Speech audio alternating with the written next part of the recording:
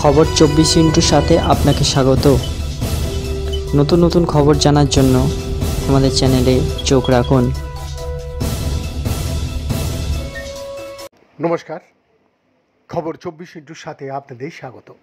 দর্শক, Burmese Python নিয়ে গবেষণা করা বিজ্ঞানীরা এমন একটা অজানা ধরনের অন্ত্রের কোষ শনাক্ত করেছেন যা তাদের শিকারের হাড় ভেঙে ফেলা এবং শোষণে গুরুত্বপূর্ণ ভূমিকা পালন করে।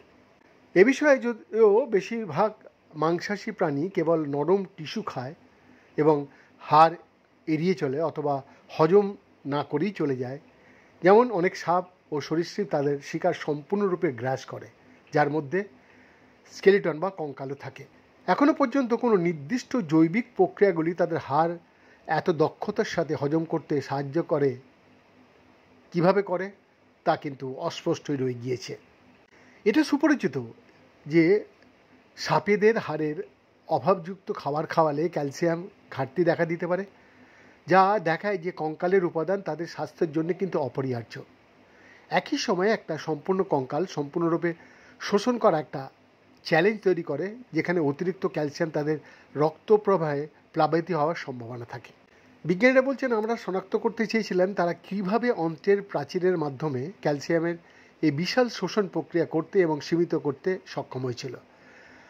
মন্টপেলিয়ার বিশ্ববিদ্যালয়ের অধ্যাপক ডক্টর জিয়ান হার্ভে লিগনোট এ কথা সামনে নিয়ে এসেছেন।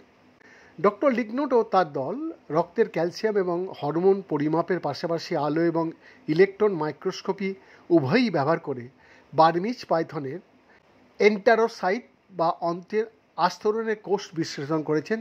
আর এই গবেষণায় অন্ত্রের পাশে একটি নতুন ধরনের কোষের উপস্থিতি প্রকাশ পেয়েছে, যা ক্যালসিয়াম, ফসফরাস এবং আয়রন থেকে তৈরি বৃহৎ কণা উৎপাদনে জড়িত।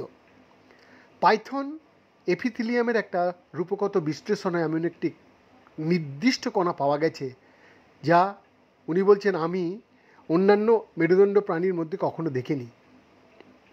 এই কণাগুলি বিশেষায়িত কোষগুলির আভ্যন্তরীণ ক্রিপ্ট বলা যেতে পারে, এর ভেতরে পাওয়া গিয়েছিল, যা ঐতিহ্যবাহী অন্ত্রের কোষ থেকে আলাদা ছিল।